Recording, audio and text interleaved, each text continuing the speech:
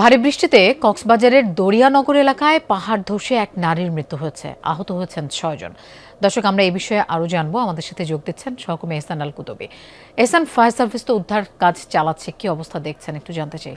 এটা ফায়ার সার্ভিসের যে কাজ সেটি কিন্তু শেষ হয়ে গেছে, অর্থাৎ পাহাড় নয়, পাহাড় থেকে মূলত বড় একটি গাছ এখানে পাশে যে ঘরটি দেখতে পাচ্ছেন, এই ঘরের টিনের চালের উপর পড়ার সাথে সাথেই মাটি সহ পড়ে যায়।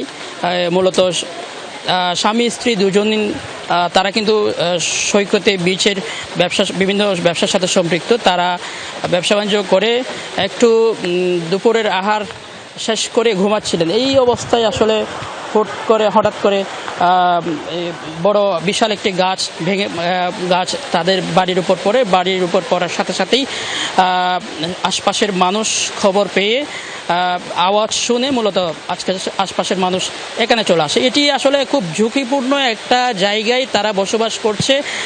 আমরা যেখানে দাঁড়িয়ে আছি এটি পাহাড়ের উপর, এখানে উঠতেও আমাদের অনেক কষ্ট হয়েছে। একেবারে বৃষ্টির পানিতে কয়েকদিন যে টানা বৃষ্টি হচ্ছে, এই বৃষ্টির পানিতে কিন্তু এখানকার কাদা মাটি যুক্ত এই পাহাড়ে উঠতে অনেক সমস্যা হচ্ছে। তারপরও কিন্তু আমরা এখানে উঠেই দেখলাম যে পরিস্থিতি আসলে এখানে বসবাস করার মতো একটা জায়গাও না।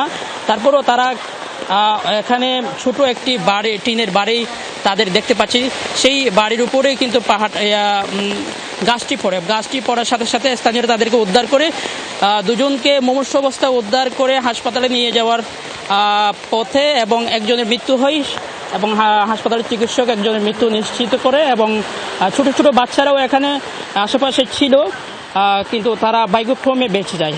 তবে একটু আগে জেলা প্রশাসক সহ স্থানীয় প্রশাসন এসেছেন, তারা পরিদর্শন করেছেন। তারা যেটি বলছেন, গতকালকেও তাদেরকে সতর্ক করা হয়েছে, ফায়ার সার্ভিসের কর্মীরা সতর্ক করা হচ্ছে, মাইকিং করা হচ্ছে, আমরা দেখেছি। ধন্যবাদ এহসান আমাদের সাথে যোগ দেওয়ার জন্য।